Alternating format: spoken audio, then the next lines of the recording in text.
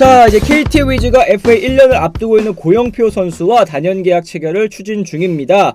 고영표 선수에게 5년 100억 원에 가까운 계약 조건을 제시를 했고요. 세부 옵션 등에 대한 최종 조율 절차를 밟고 있다라고 하는데요. 만약에 KT와 고영표 선수가 단연 계약을 체결할 경우에는 KT 구단 역사상 최초의 BFA 단연 계약이 되는 셈입니다. 최근 BFA 단연 계약 사례들 읊어드리겠습니다. 2022년 10월에 롯데 박세웅 선수가 5년 총액 90억에 계약을 했고요.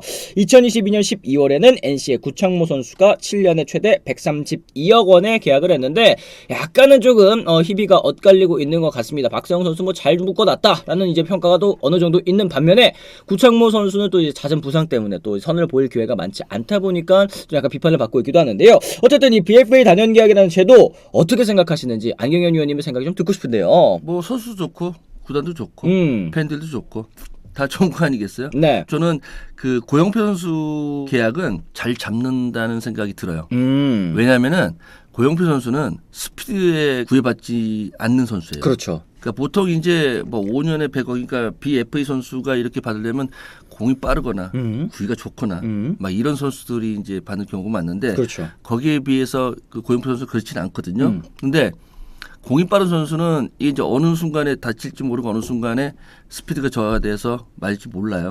그렇잖아요. 스피드가 떨어지면 그때부터는 이제 그 제2의 야구 인생을 살아야 되는데. 그렇죠. 스타일을 바꿔야 되죠. 네. 근데 고영표 선수는 그런 스타일이 아니잖아요. 네. 그러다 보니까 이 선수에 대해서는 그 마이너스가 상당히 적은 KT 입장에서는 리스크가 좀 적은 그런 계약이 아닐까? 그러니까 고영표 선수는 어쨌든 구속이 빠르지 않음에도 불구하고 이제 정확한 제구력 그리고 이제 뭐 땅볼 유도 능력, 뭐 약한 타구를 또 만들어내고 이런 걸 또 바탕으로 좋은 선수를 또 뽑아낸 선수 아니겠습니까? 지금 타자들이 가장 치기 힘든 게 체인지업이에요. 아, 네. 그것도 이제 사이드암 체인지업. 네. 이게 어디로 거슬러 올라가냐면요. 조홍천 선수 때부터 체인지업 던지는 사이드암 투수의 공을 못 쳤어요. 네. 체인지업 없는 사이드암 투수들은 금방 나가 떨어져요. 적응을 할 수 네. 있다는 거죠. 근데 네. 체인지업이 있는 사이드암 투수들은 적응이 아직까지 안 되는 거예요. 조홍천 투수가 언제적 투수인데. 그렇죠. 그리고 조홍천 선수 그리고 권호준 투수. 그러네요. 네. 그때 이제 저 삼진 많이 먹었는데 네. 잘 못 쳤는데 지금까지 그게 대책이 안 쓰잖아요. 그렇다고 해서 왼손 타자들이 치냐? 또 그것도 아니고. 네. 네. 그래서 타자들이 공략하기가 어려운 것이다. 앞으로도 계속 어려울 것이다. 네.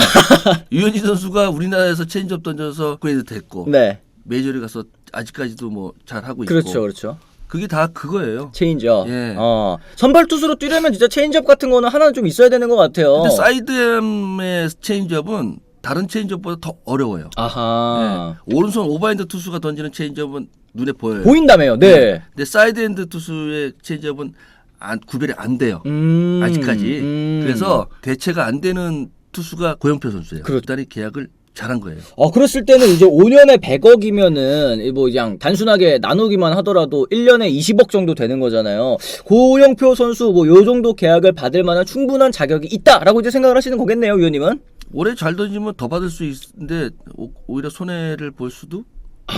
FA 나가면 이제 4년에 80억이니까 그거보다 이제 더 받을 것이다. 아하. 그렇습니다. 고영표 선수에 대한 평가 굉장히 또 높으신데 그럴 수밖에는 없습니다.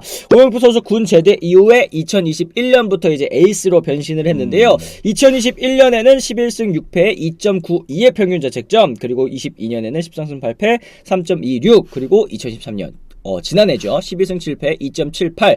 매년 최소 160이닝 이상을 소화를 해줬습니다. 이닝 소화 능력도 갖췄고 적은 볼넷으로 이제 효율도 높였고, 그러다 보니까 야수들의 집중력도 높을 수밖에 없고 수비 도움도 또 많이 받고, 이런 것들 여러 가지로 좀 좋은 투수라는 생각이 좀 드는데요. 발표 시기 같은 경우에 이제 메디컬 테스트 등을 거친 뒤 공식 발표를 할 전망이라고 합니다. 스프링 캠프가 시작되는 2월 이전에 확정될 가능성이 또 높다고 하는데요. 지금 보니까 댓글에 이 고영표 선수의 이 성적에는 롯데가 큰 도움을 줬다. 진짜 저 단연 계약하는데 롯데가 가장 큰 지분이 있었다고 봅니다. 안민영님께서 또 이렇게 얘기를 해주셨는데, 이게 특정 구단에 또 강한 투수들이 있잖아요. 롯데 같은 경우에는 이제 고영표 선수 만나면 진짜 맥을 못 추는 그런 모습을 또 보여줬었거든요. 이거 이유가 좀 있을까요? 물론 다들 모든 구단 상대로 또 잘 던지기는 하지만 특히 강한 선수들. 뭐 그런 거 있어요. 야구장에 따라서, 야구장 뒷 배경에 따라서 집중력이 생기는 선수도 있고. 저는 뭐 사직구장에서 1년에 안타 하나 친 적도 있고. 그래요? 1년에. 1년에. 참나. 그거 안 했으면 3월 됐을 텐데. 그렇네요. 아, 나는 그 투수 뒤쪽에 그 전광판 배경이 네. 너무 막 가까운 거예요. 어. 나 롯데 가서 그 사직에서 경기하면 왜 이렇게 가깝지? 이런 생각 들어서 잘 못 치는데 또 거길 좋아하는 선수도 있고 뭐 그건 선수에 따라서 다 다르잖아요. 그렇죠. 예, 그리고 롯데는 또 한 선수에게 또 큰 도움을 줬죠. 박민희 선수가 롯데전에 한 거의 4, 5할 정도 될 걸요. 아, 네. 그렇습니다. 원래 이게 좀 큰 도움을 주는 팀들이 꼭 있어요. 그러니까 이게 좀 만났을 때 자신감을 가지게 되는 거죠. 선수 입장에서도 네. 본인의 강한 팀 같은 경우에는 네. 아 오늘 내일 뭐 누구 만나네 그러면 왠지 또 오늘 몇 개 칠 것 같네 뭐 이런 얘기를 예전에 그 손아섭 선수도 임찬규 선수 만나는 날에는 그 전날부터 잠이 안 온대요. 내일 안타를 몇 개를 쳐야 되나 이 생각이 들어가지고 뭐 그런 것과 약간 좀 비슷한 결이 아닌가 생각이 좀 듭니다. 블루즈님이 또 이런 질문을 주셨습니다. 근데 나이가 한국 나이로 34살이라 사이드나 언더 투수들은 한번 꺾이면 회복이 힘든 시기일 텐데 악성기하게 될 가능성도 있을 것 같습니다. 어떻게 보시는지요? 그러니까 고영표 선수의 나이를 또 얘기를 해주시는 분도 계시는 것 같습니다. 아까 얘기했잖아요. 스피드가 그렇게 중요한 선수가 아니라고.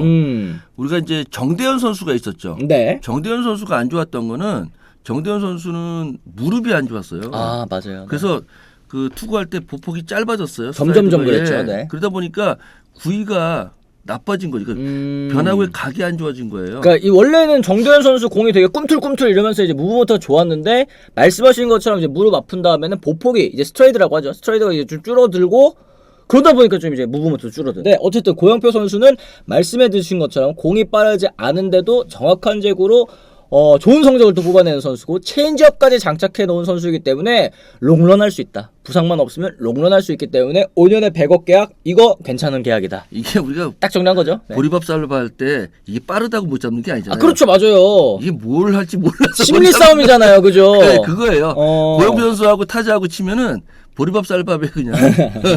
그렇습니다. 고영표 선수 굉장히 또 지능적으로 또 던지는 선수라는 말씀도 또 드릴 수 있을 것 같습니다. 어쨌든 KT와 고영표 선수의 이 계약 또 확정이 되면은 저희가 또 다시 한번 말씀드릴 수 있는 시간 또 있을 것 같습니다.